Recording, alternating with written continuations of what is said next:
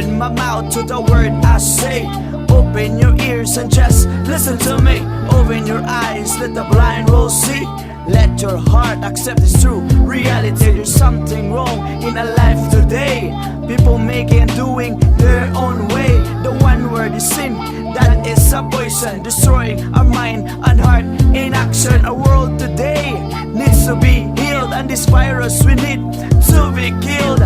Come as I show you to a real cure. That one man came to make us all pure. That is Lord Jesus, came to save sinners. He came to pardon, redeem offenders. Through His own blood that was shed, to us salvation was offered and shared. You are the wellspring of my life, KNGC. The blood is shed for me throughout eternity. Ikaw ang tuburan, ikaw ang tinubdan. Diya kanimo na bugna ang tanan. You are the wellspring of my life, KNGC. The blood is shed for me throughout eternity. Ikaw ang tuburan, ikaw ang tinubdan. Diya kanimo na bugna ang tanan. John chapter 1 verse 3. Through Him all things were made. Without Him nothing was made that has been made.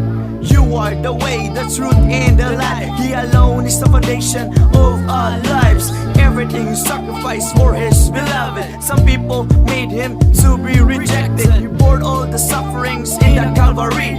This is the big part of our history. A God that became to be like us human, to save us. This is His master plan. No reason why we cannot worship Him. He is the sweet music and a life's rhythm. He fights with us in our daily struggles. He gives us the strength in our daily battles. Regardless of what or who you are, He wants you to be near, not to be far. In Him and through Him belongs everything.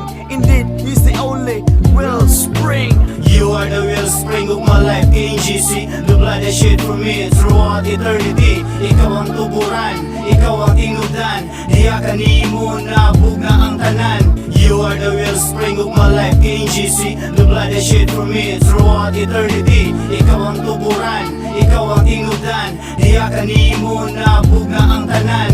Sa sinugdan mao, kini ang buhing pulong. Ang pulong ban sa Diyos, ug ang Diyos ang pulong. Ang buhing pulong, nahimo siyang tao. Ang iyang himaya ni barog kini pag-ayo. Sa grasya kamatuuran, siya labing puno. Sa atong kinabuhi, andam siyang mupuyo. Siya ang tuburan sa tanang kinahanglan. Kaniya ang gugma, kay siya ang tinugdan.